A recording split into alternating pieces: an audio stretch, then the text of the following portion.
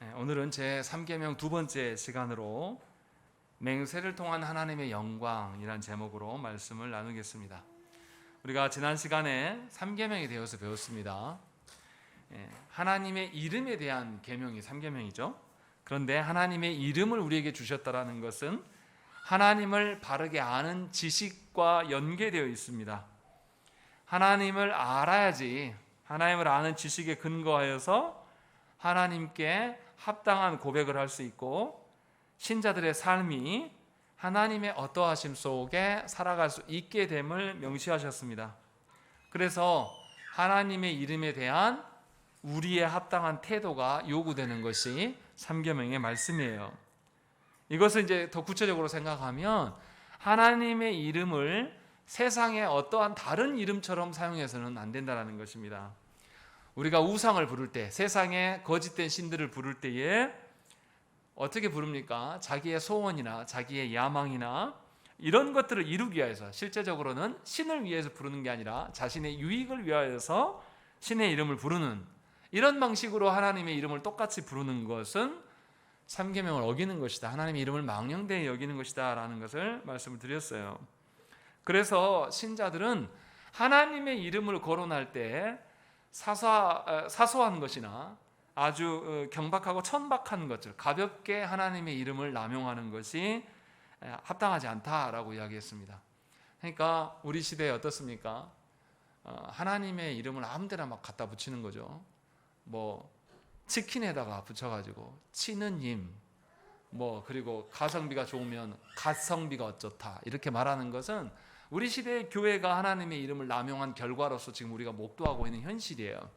그러니까 우리가 얼마나 하나님의 이름을 의식하지 않고 얼마나 하나님의 이름을 그간에 얼마나 남용했는가가 다 드러난 거죠. 그래서 세상 사람들이 하나님 믿는 사람들에게 너희가 믿는 하나님은 이 정도다, 치킨 맛있는 정도의 하나님, 이렇게 남용하는 것을 우리가 그 꼴을 보고 있는 겁니다.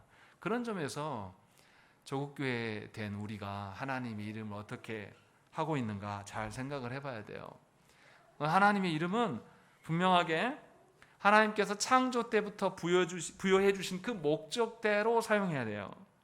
다시 말하면 하나님의 영광을 위하여서 하나님의 이름이 활용되는 것이 우리 가운데 있어야 되는 거예요. 그런데도 불구하고 우리는 하나님의 어떠하심이라고 말하면서 자기를 높이는 경우가 많아요. 그 대표적인 케이스가 내가 하나님의 종이다 라고 말하는 것은, 하나님 앞에서 내가 종이니까 죽어도 되고 하나님이 시키는 대로 내가 묵사발돼도 괜찮다 이렇게 쓰는 사람 거의 없어요. 어떻게 씁니까? 자신을 높이고 자신의 권위를 증명해내려고 할 때 하나님의 종이다고 이렇게 남용하는 것, 이런 게 일상이 돼버리지 않았습니까? 그러니까 하찮은 인간 나를 높이려고 그 크고 높으신 하나님의 권세를 끄집어다가 남용하는 것, 이런 것들이 우리의 삶에 이미 도입되고 있고, 또 그래서 우리 사회에서 공의로움을 찾아볼 수가 없죠. 최소한 그리스도인이라면 하나님이 주신 공의, 구원받은 사람이 어떻게 구원받았습니까? 하나님의 공의를 우리가 만족시킬 수 없기 때문에 예수께서 십자가에서 죽으심으로 말미암아 하나님의 공의를 만족하고 우리가 구원받은 자들이에요. 그러면 최소한 구원받은 자들에게는 하나님의 공의를 소망하는 것이 전제가 되어야 되는 것이 정상인 거죠. 그런데 우리는 하나님의 공의는 고사하고 하찮은 세상의 공의도 지켜내지 못하는, 이것이 우리 조국교회의 현실입니다. 그래서 세상의 공의에도 눈을 감고 있고 하나님의 공의는 아예 모르고, 이것이 우리의 실정이라는 것입니다. 그래서 분명하게 3계명이 얼마나 우리 시대에 우리 일상에서 남용되고 있는가를 저와 여러분들이 분명히 말씀을 통해서 기억을 하셔야 된다는 것입니다. 그래서 이 문제가 얼마나 심각한 것인가라는 것을 신앙 고백서에는 뭐라고 합니까? 하나님의 이름을 남용하는 문제는 그냥 넘어갈 문제가 아니다, 사형으로 다스려야 될 중범죄다라고 밝혀요. 왜 그렇습니까? 하나님을 떠나는 것, 하나님의 이름을 버리는 것이 모든 죄의 시작이에요. 그러니까 하나님의 이름을 남용하는 것은 죄의 출발입니다. 그래서 모든 죄의 근원이 되는 것이 하나님의 이름을 망령되이 사용하는 것이에요. 그렇기 때문에 죽을 수밖에 없다라는 거죠. 그러니 저와 여러분들이 우리 시대 가운데 하나님의 이름이 어떻게 남용되고 있는가를 잘 기억을 해야 돼요. 어쩌다가 우리가 이런 지경까지 되었을까? 제가 어렸을 때만 해도 예수 안 믿는 세상 사람들도 하나님 이름 이야기할 때 함부로 말 안 했습니다. 굉장히 공손한 태도가 있었어요. 근데 우리 시대는 하나님 알기를 우습게 하는 거죠. 그리고 하나님께 세운 직분자들이 뭐로 등장합니까? 범죄자들로 등장하는 것이 언론에 나타나는 거죠. 그래서 최근에 뭐 영화 수리남 거기 보면 범죄자 마약 집단의 우두머리가 목사고 거기에 함께 협력하는 사람이 전도사고 집사로 나와요. 왜 이렇게 됐을까요?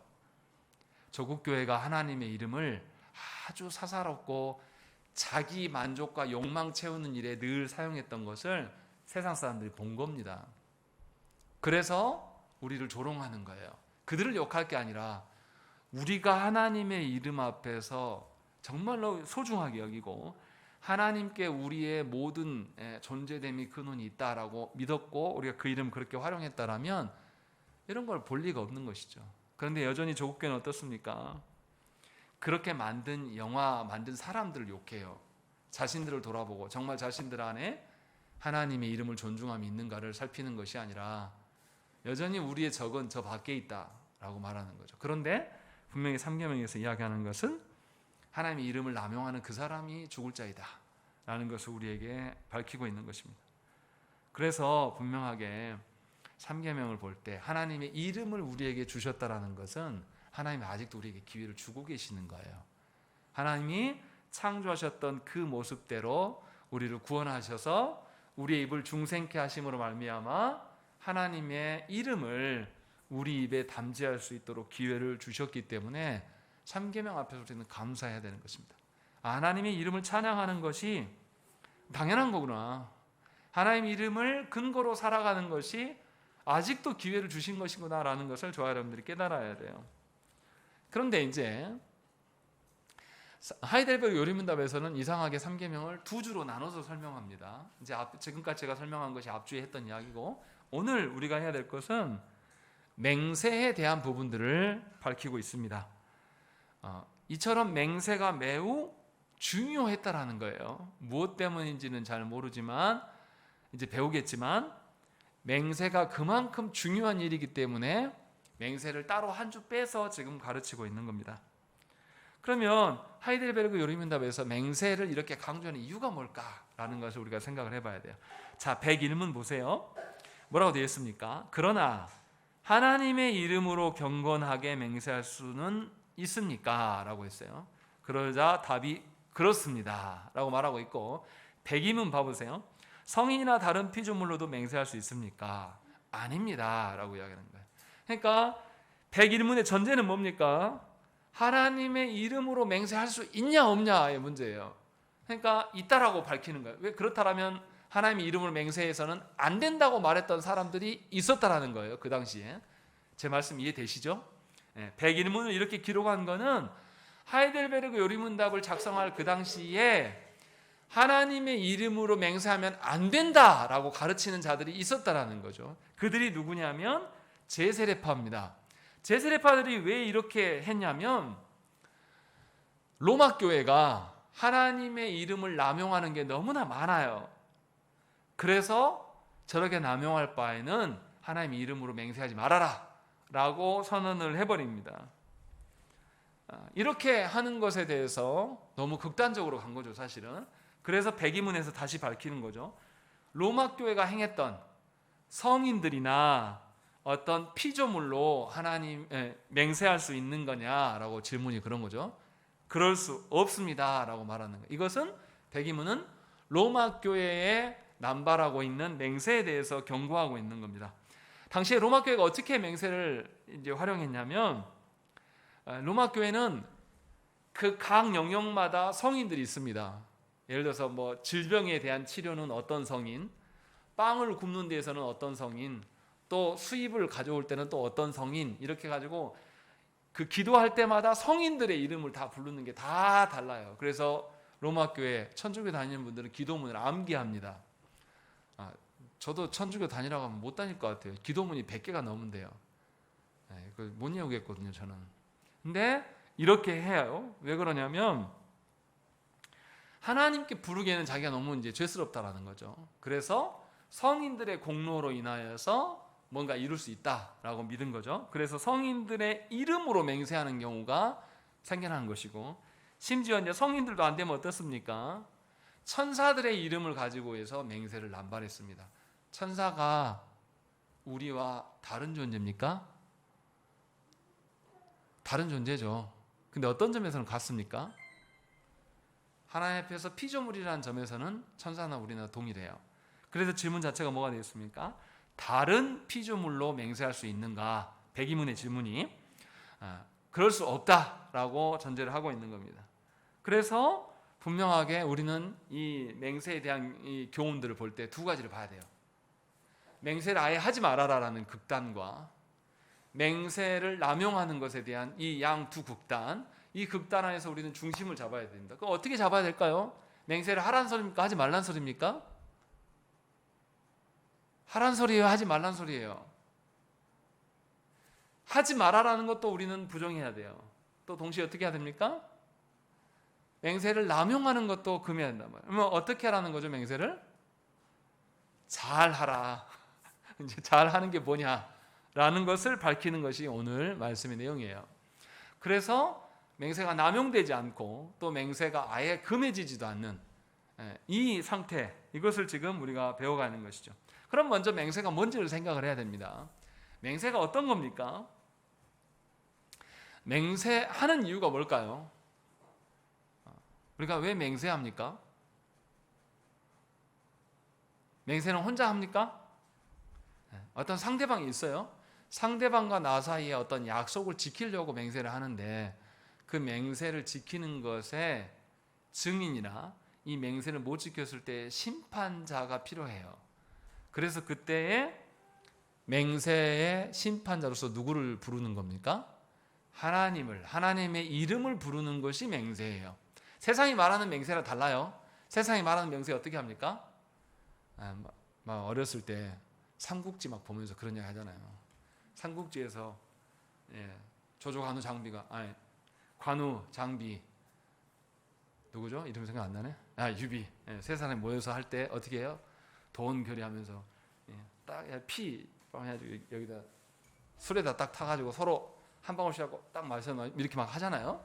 저 어렸을 때도 막 그렇게 흉내냈습니다. 막 친구들끼리 해가지고 살짝 피 내가지고 맹물에다 타가지고 막 우리 막 결의한다 막 이런 거. 왜 그렇게 할까요? 사람들이 스스로 자기 자신을 믿을 수 없음을 잘 알아요. 안 믿는 사람도 그렇게 해요. 그래서 사람 아닌 어떤 존재에다가 놓고 우리의 약속이 증인이 되어주고 우리의 약속의 심판주가 되라 라는 것을 근거로 인하여서 이렇게 행동하는 겁니다. 이상한 짓을 해요. 뭐 예를 들어서 뭐 손 이렇게 막 피 그어가지고 둘이 같이 피를 막 이렇게 막 섞는다 뭐 이런 뭐 여러 가지 세상 사람들 하는 거 있죠. 그렇게 하는 것처럼 예수 믿는 사람들이 맹세하는 것은 하나님을 우리 맹세의 약속의 증인이 되게 하시고 하나님이 심판주 되심을 인정하는 것이 맹세입니다. 그래서 사람들끼리의 관계의 약속의 주관자도 누가 되게 하시는 것, 하나님이 되게 하시는 것이 맹세의 성격이에요. 그래서 예수님께서는 마태복음 5장에서 뭐라고 했습니까? 땅으로도 하늘로도 맹세하지 말라라고 이야기하는 거예요. 왜냐하면 모든 피조 세계가 누구의 손안에 있기 때문에, 하나님의 손안에 있기 때문에 하나님의 이름으로 맹세할 것들을 말씀하신 거예요.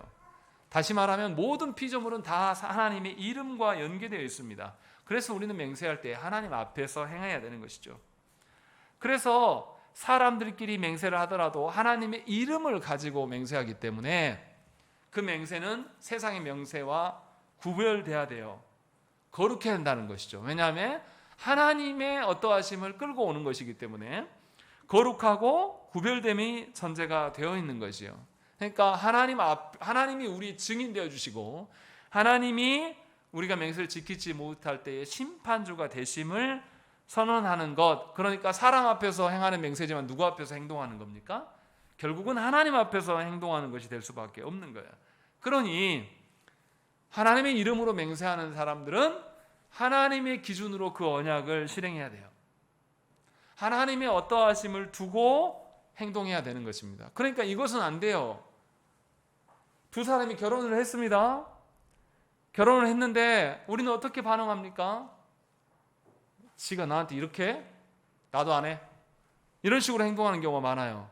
남녀가 결혼해서 해야 될 것을 해야 돼요. 왜요?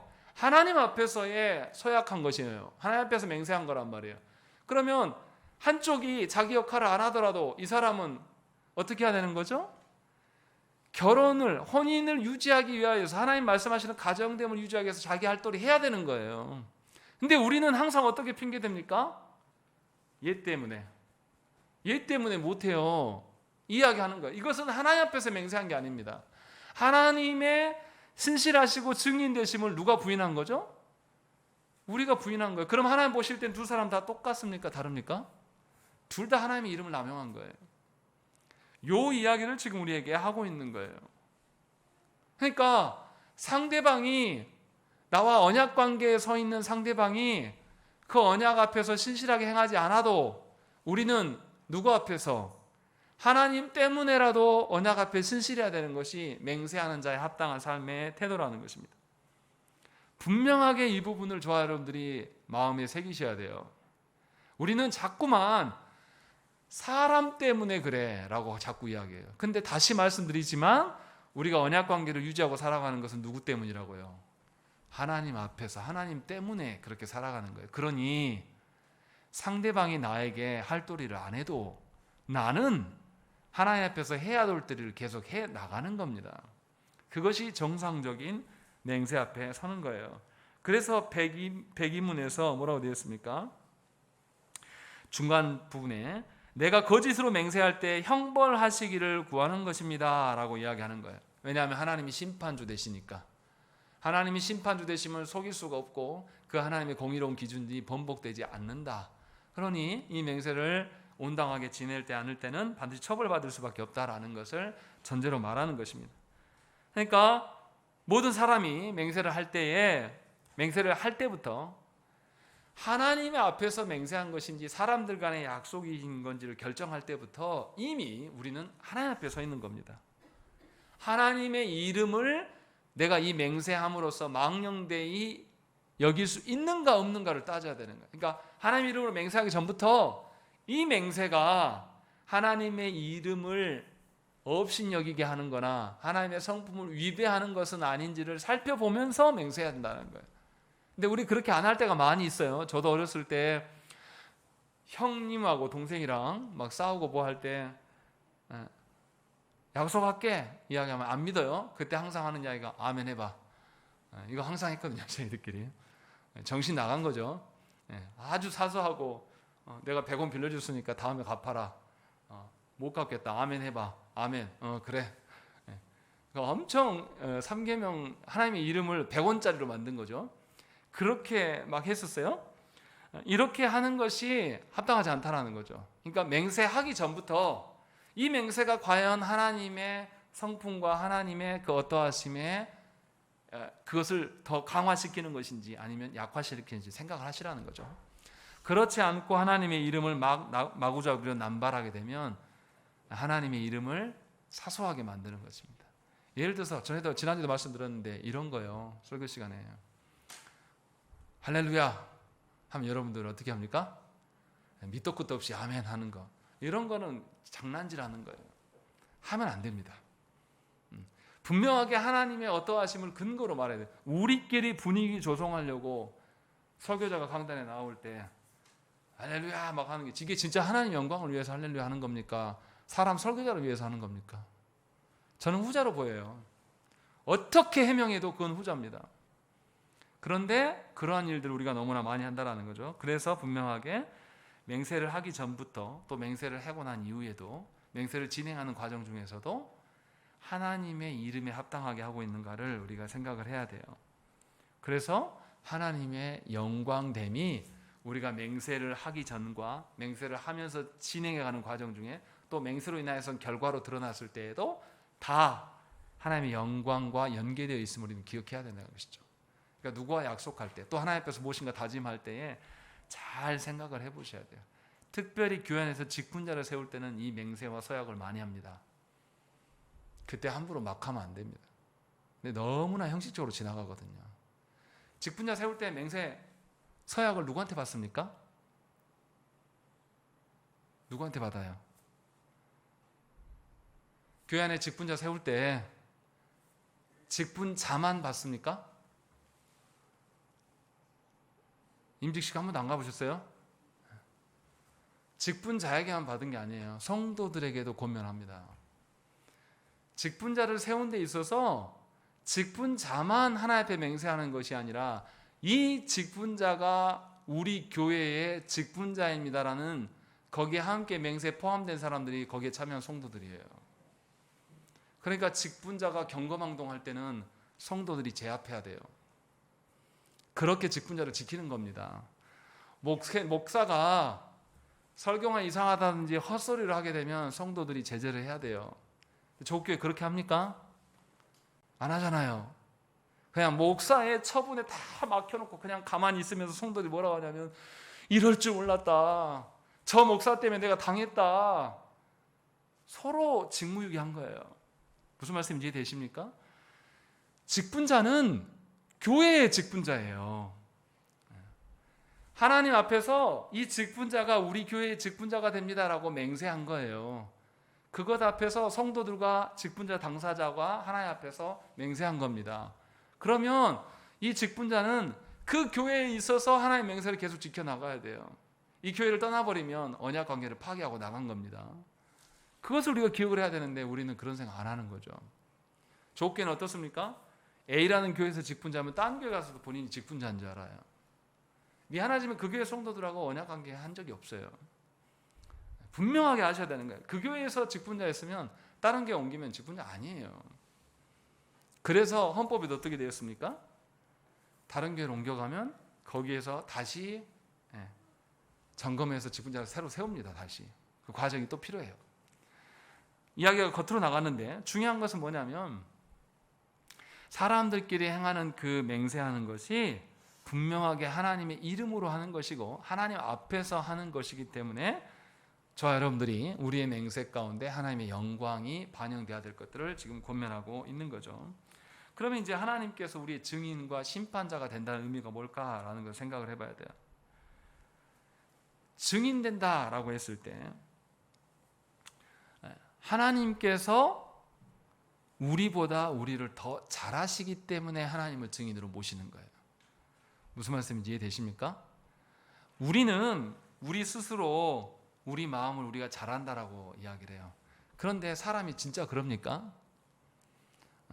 요즘에 또 정치 이야기해서 죄송한데 그 윤 대통령이 바이든 앞에서 기분이 나빠서 내려갈 때 자기도 모르게 욕짓거리 하면서 바이든 이야기를 해놓고 나중에 돌아와서 뭐라고 합니까? 나 그런 말 한 적이 없다고. 그리고 자기가 말한 말을 뭐 하라는 거죠? 진상조사하라고.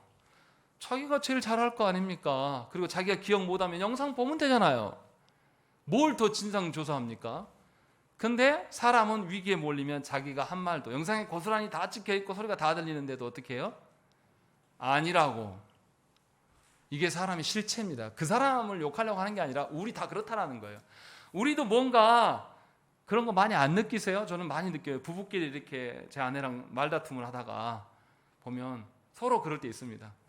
말해놓고 안 했다고 할 때 있어요. 그러면 이제 서로 어이없어 하는 거죠. 했다고. 이제 그러면 이제 그때 뭐라고 합니까?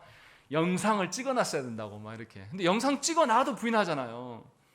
이게 우리의 실체예요. 그래서 우리가 맹세할 때 하나님의 이름을 부릅니다. 하나님을 부르는 거예요. 이 의미는 뭐냐면 우리 자신이 우리를 더 몰라요. 우리 자신은 우리 자신을 얼마든지 속일 수 있는 존재입니다. 그때는 그랬는데 지금은 그렇지 않을 수 있는 거죠. 이것이 우리의 죄성입니다. 그래서 하나님의 증인 되심을 근거로 맹세하는 겁니다. 우리를 믿어서가 아니라. 그래서 시편 19편 14절 말씀에 나의 반석이시오 나의 구속자이신 여호와여 내 입의 말과 마음의 묵상이 주님 앞에 연락되기를 원하나이다. 이렇게 고백하고 있는 거예요. 자기 자신을 자기가 못 믿어요. 자기의 마음과 생각과 입과 말하는 모든 것이 하나님 앞에서 점검되었을 때에 내가 온전해집니다 라는 것을 이야기를 하고 있는 것입니다.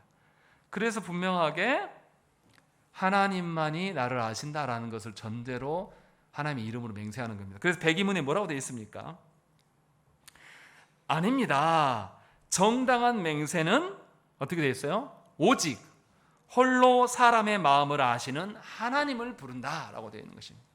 이게 굉장히 중요한 말씀이에요. 우리의 어떠함으로 우리가 증인될 수가 없어요. 그래서 율법에서 어떻게 합니까? 증인은 몇 명으로 세웁니까? 반드시 2명 이상으로. 한 명의 말로는 입증할 수가 없어요. 왜냐하면 사람이 그런 존재이기 때문에.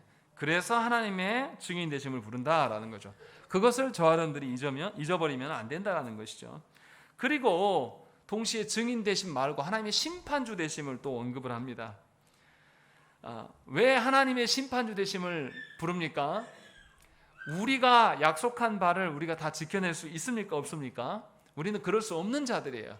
그래서 우리의 연약함을 너무나 잘 알기 때문에, 우리의 연약함과 무지함과 망각을 너무나 잘 알기 때문에 약속을 끝까지 진행할 수 있도록 하나님께 도움을 청하는, 그래서 심판주 하나님 앞에 서 있는 것임을 우리가 인정하는 것, 그래서 이 약속을, 이 언약을 기억나게 해주시기를 구하는 것이 심판주 하나님을 언약 가운데 세우는 것이에요.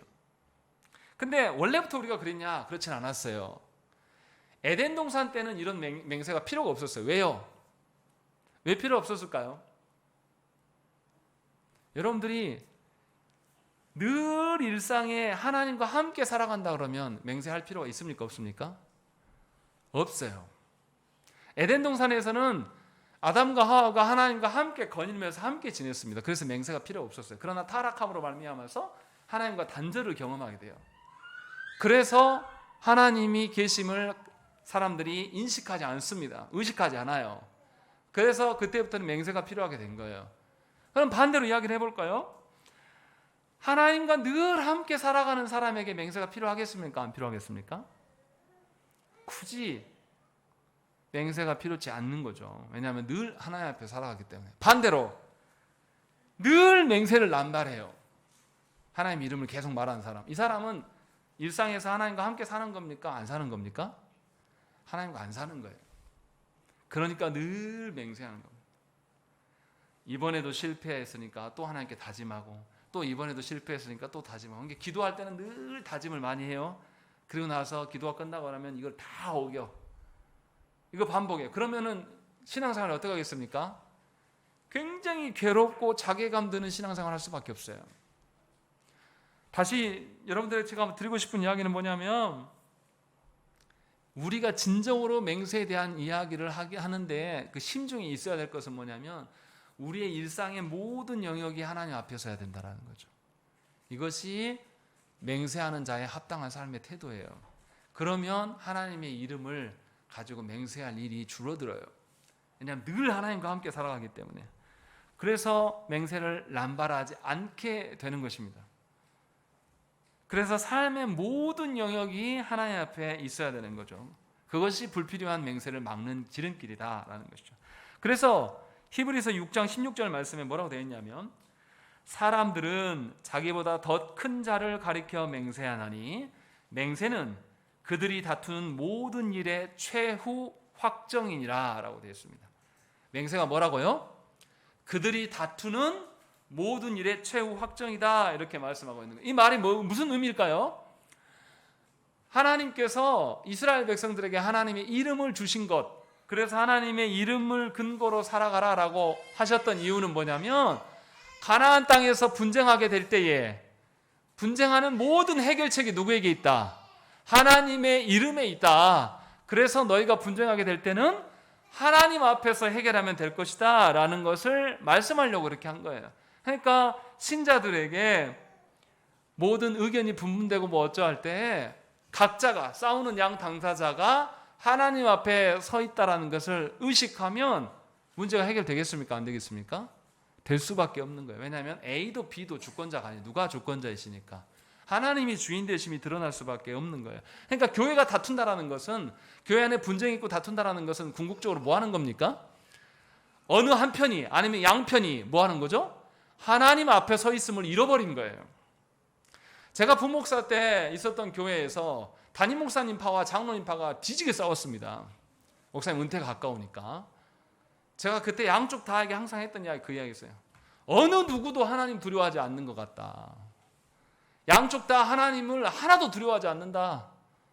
그래서 자기 하고 싶은 이야기, 상대방 죽이는 이야기를 얼마든지 하고 다닌다. 제발 그만하면 안 되냐, 그만하고 우리가 다 양쪽 다 하나님 보면 되지 않겠냐.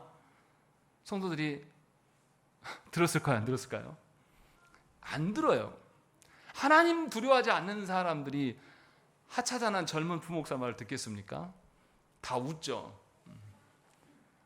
내가 너보다 더 잘 알아. 우리도 다 해봤어. 그런 소리, 그런 고리타분한 소리 하지 마라. 너 내 편이냐 적 편이냐. 저는 그 소리 들었습니다. 기가 막힌 현실인 거죠. 그러니까 분명하게 저와 여러분들이 알아야 돼요.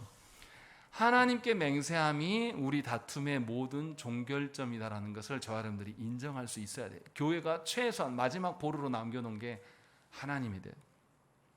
우리가 분쟁하고 의견이 다를 수 있습니다.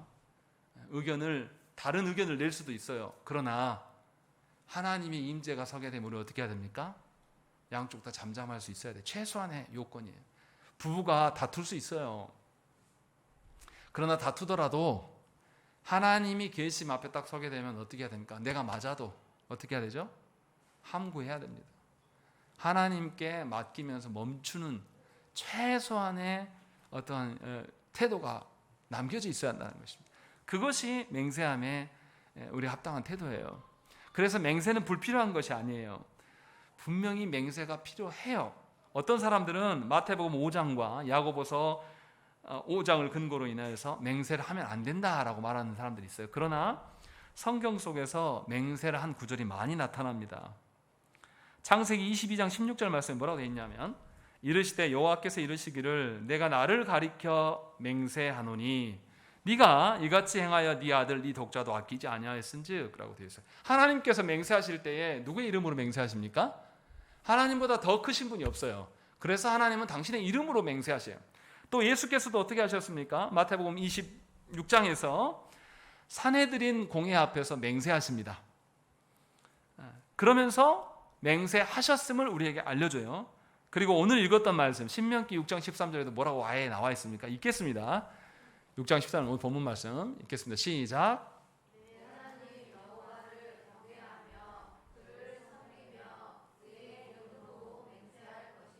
예, 이스라엘 백성들에게 이제 가나안 땅에 들어가야 될 이스라엘 백성들에게 모세가 무슨 이야기 하냐면 네 하나님을 경외하고 그를 섬기면서 가나안 땅에서 살아라. 그러다가 너희가 다툼이 있고 분쟁이 있을 때 하나님 앞에서 맹세함을 잊어버리지 마라.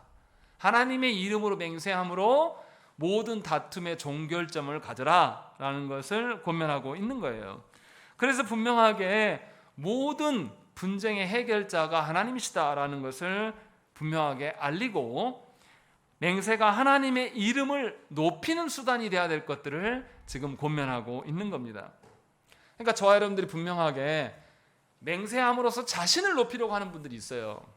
하나님의 이름을 끌어당기면서 그래도 내가 하나님의 종 목사인데 내가 그러겠습니까? 이렇게 말하는 자체가 누구를 높이는 겁니까? 자기 자신의 신뢰도를 높이려고 하는 거예요. 이렇게 하면 안 된다는 거죠. 궁극적으로 하나님의 이름으로 맹세하는 것은 하나님의 영광과 하나님의 그러하심이 누구를 통해서 맹세한 나를 통해서 드러나기를 원하는 마음으로 맹세해야 된다는 거예요. 그렇지 아니하면 그 맹세가 거짓되는 거예요. 그러니까 믿지 않는 내 배우자에게 무엇인가를 공언할 때도 나를 입증해 내려고 맹세하거나 공언하면 안 돼요. 나는 좀 털려도 괜찮아요. 누구만 드러나면 됩니까?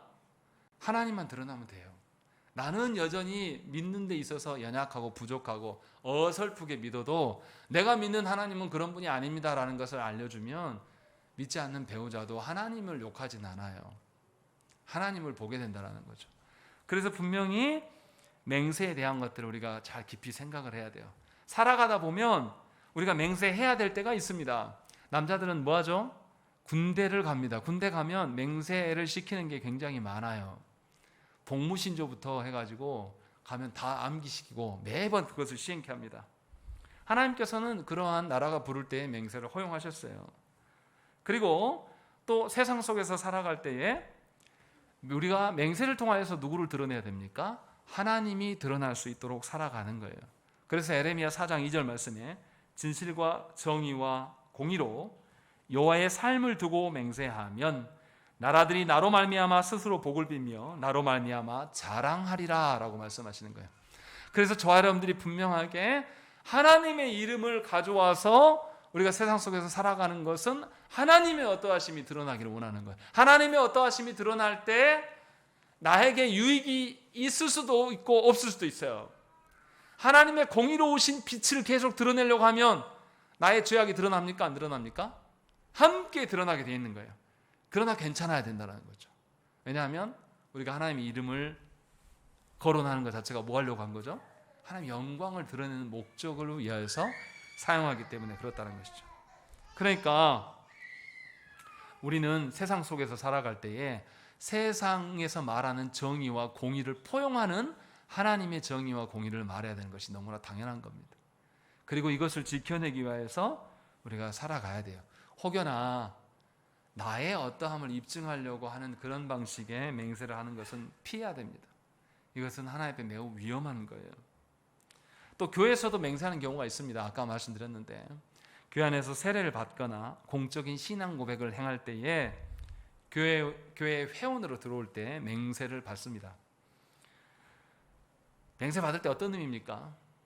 내가 죽는 날까지 이 교리를 붙들고 이단과 그릇된 생각들과 싸울 것을 약속하는 것이고, 교회의 교제 안에서 부지런히 하나님의 말씀을 듣고 성례를 사용할 것과, 만일에 내가 죄를 범했다면 교회의 권징을 기꺼운 마음으로 받겠습니다 라는 것을 맹세하고 교회의 회원이 되는 것입니다.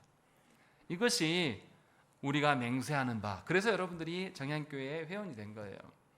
이것이 전제가 되어 있어요. 그러니까 우리는 어떻게 살아야 되겠습니까? 맹세한 바대로 하나님 주신 말씀을 잘 지켜내기 위하여서, 두 번째는 성례를 합당하게 시행함으로 말미암아 그리스도의 몸됨을 체득하는 것, 세 번째는 하나님의 다스림 가운데 머물기 위하여서 우리가 순종하는 것. 내가 기분 좋고 나의 유익이 되는 일에 순종하라는 게 아니에요. 우리는 원래 죄성이 많은 존재들입니다.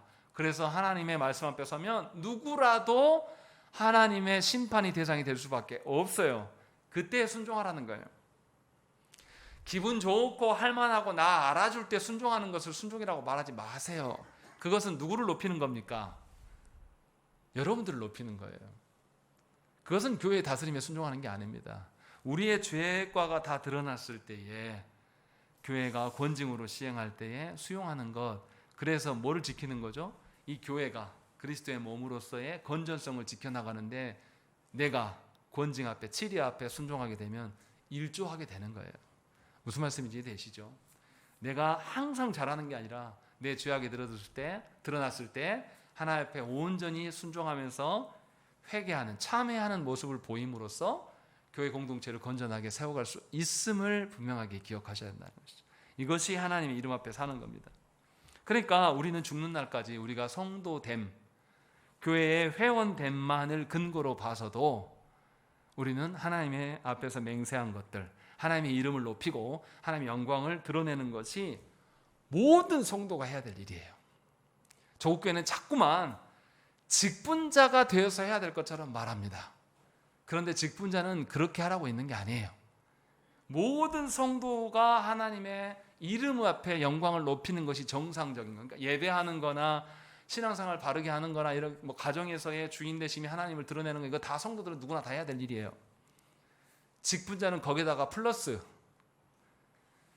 교회의 예배를 위하여서 신방하는 일과 또 교회의 경제적인 어려움으로 인해서 구제하는 일까지 내가 봉사하고 힘쓰겠다. 내 생업을 놔두고 그 일을 살피는데 내가 힘쓰고 애쓰겠습니다라고 하는 그 사람이 직분자가 되는 겁니다.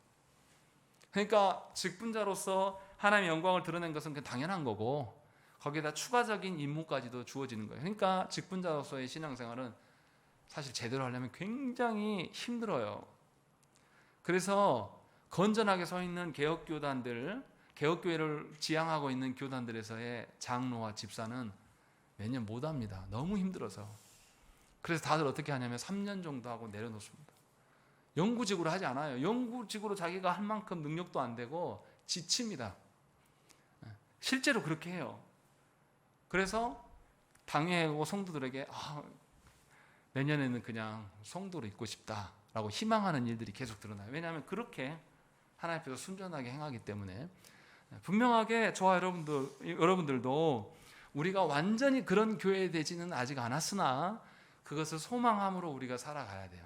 우리가 우리 손으로 모든 것을 이룰 수 없더라도 이루려고 애쓰게 보여주는 것이 우리의 후손들에게 주는 가장 큰 유산이 되는 것입니다. 그래서 그런 흔적들을 남기셔야 돼요. 그러니까 우리가 성도됨으로, 이미 교회 회원됨으로써 하나님 앞에 맹세한 바가 있고, 또 우리가 직분자 됨으로써 하나님 앞에 맹세한 바가 또 있는 것입니다. 그래서 저와 여러분들이 분명하게 하나님께서도, 그 크고 높으신 하나님께서도 어떻게 하십니까? 언약에 스스로 매이시는 하나님이에요. 그럼 우리는 어떻게 해야 되겠습니까? 하나님의 이름 앞에 우리도 스스로 매이는 자가 되어야 되는 것이. 그래서 우리의 일상의 삶에서 하나님의 이름을 지켜내고 하나님의 이름을 높여드리는 것이 우리의 삶의 근간이 되어야 된다는 것. 이것이 3계명의 정신입니다.